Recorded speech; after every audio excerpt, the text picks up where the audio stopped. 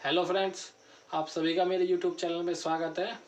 Friends, आप देख रहे हैं सजाओ क्लासेस चैनल को, जहां पाते हैं मेडिसिन के बारे में संपूर्ण जानकारी। दोस्तों, आज की इस वीडियो में जानेंगे हम सेप्टम टैबलेट के बारे में, यानी जो सेप्टम टैबलेट होती है वो क्या होती है।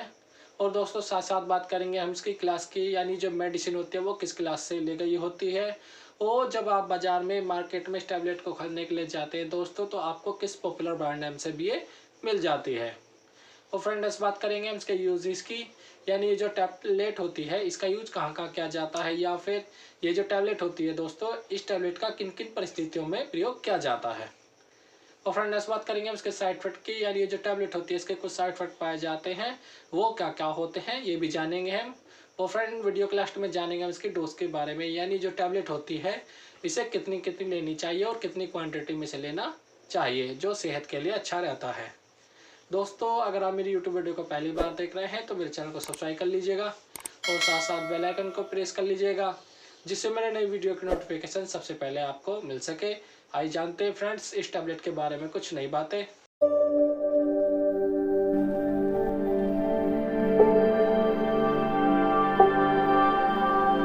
फ्रेंड्स, आप सभी का फिर से मेरी यूट्यूब वीडियो में स्वागत है। फ्रेंड्स, अब बात करते हैं इस मेडिसिन के बारे में, यानी ये क्या होती है, सेकेंड जनरेशन की सेफेलोस्पेरिन की ग्रुप की एक मेडिसिन होती है। और ये क्या होती है, एक एंटीबायोटिक मेडिसिन भी होती है। और दोस्तों, ये ओरली दी जाती है। फ्रेंड्स, अगर इसके हम डोज की बात करी जाए, यानी जो टैबलेट होती है वो किस फॉर्म में पाई जाती है, ये आपको टैबलेट फॉर्म में मिल जाती है और सिरप फॉर्म में भी आसानी से आपको मिल जाती है। अगर दोस्तों इसके ब्रांड नेम की बात करी जाए, जब आप बाजार में मार्केट में इस टैबलेट को खरीदने के लिए जाते हैं तो अपने कुछ पॉपुलर ब्रांड नेम से भी मिल जाती है। जैसे क्या हो सकते हैं, सेप्टम के नाम से मिल सकती है आपको, नोवासेप के नाम से मिल जाती है और जोसेप के नाम से भी आपको आसानी से मिल जाती है। दोस्तों, अगर इसके अंदर जो फॉर्मुलेशन पाई जाती है, यानी जो इसके अंदर फॉर्मुलेशन होती है वो सिफोरक्साइम ही पाई जाती है। ये दोस्तों क्या होती है, डॉक्टर के चॉइस के अकॉर्डिंग क्या होती है, हर एरिया में अलग अलग रहती है, क्योंकि जो ब्रांड होते हैं वो एरिया टू एरिया वेरी करते हैं। और फ्रेंड्स, बात करते हैं हम इसके प्रयोग की, यानी जो टैबलेट होती है इसका यूज कहाँ कहाँ किया जाता है। दोस्तों, ये क्या होती है, एक एंटीबायोटिक मेडिसिन होती है जिसका प्रयोग जो किया जाता है बैक्टीरियल इन्फेक्शन को खत्म करने में किया जाता है। और सबसे पहले प्रयोग जो किया जाता है इसका गोनोरिया के ट्रीटमेंट में इसका प्रयोग किया जाता है। दोस्तों, ये क्या होती है, एक एसटीडी डिसीज होती है, यानी सेक्सुअल ट्रांसमिटेड डिसीज होती है। इसमें क्या होता है, जब आप पेशाब करने जाते हैं तो पेशाब करते करते समय क्या होती है, आपके पेशाब की जगह जलन होती है, या फिर जब आप पेशाब करते हैं तो उस दौरान क्या होता है, वहाँ दर्द होता है या फिर पस लाइक फॉर्मेशन दिखाई देती है, तब उसके ट्रीटमेंट में दोस्तों इसका प्रयोग किया जाता है। और फ्रेंड, नेक्स्ट जो यूज़ किया जाता है इसका अर्थराइटिस में भी इसका प्रयोग किया जाता है। इसमें क्या होता है, हड्डियों में या फिर हड्डियों के जो जोड़ होते हैं उनमें क्या जाती है, स्वेलिंग आ जाती है।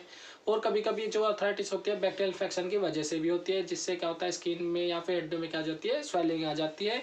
उस दौरान दोस्तों इस टैबलेट का प्रयोग किया जाता है। और फ्रेंड, नेक्स्ट जो किया जाता है इसका नमूनिया के ट्रीटमेंट में भी इसका प्रयोग किया जाता है, यानी कोई मरीज है जिन्हें नमूनिया हो गया है तो उसके दौरान भी इसका प्रयोग किया जाता है, जहाँ पर उस पर अच्छा रिजल्ट मिलता है। और साथ ही साथ दोस्तों इसका प्रयोग जो किया जाता है फीवर के ट्रीटमेंट में भी इसका प्रयोग किया जाता है, यानी कोई पेशेंट है जिन्हें फीवर आ रहा हो या फिर बुखार आ रहा होता है तो उसके दौरान भी दोस्तों इसका प्रयोग किया जाता है।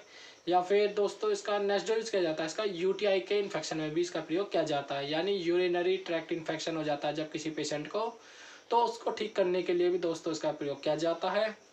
और फ्रेंड, नेक्स्ट जो किया जाता है इसका सर्जरी के पश्चात इसका प्रयोग किया जाता है, यानी कोई पेशेंट है जिसकी सर्जरी हुई होती है तब इस टैबलेट का प्रयोग किया जाता है। और साथ ही साथ इसका वहाँ प्रयोग किया जाता है, यानी कोई पेशेंट है जिसे उसकी स्किन पर या फिर बॉडी पे क्या हो जाता है, घाव हो जाता है या फिर वाउंड हो जाता है, तो उसको ट्रीट करने के लिए दोस्तों इसका प्रयोग किया जाता है।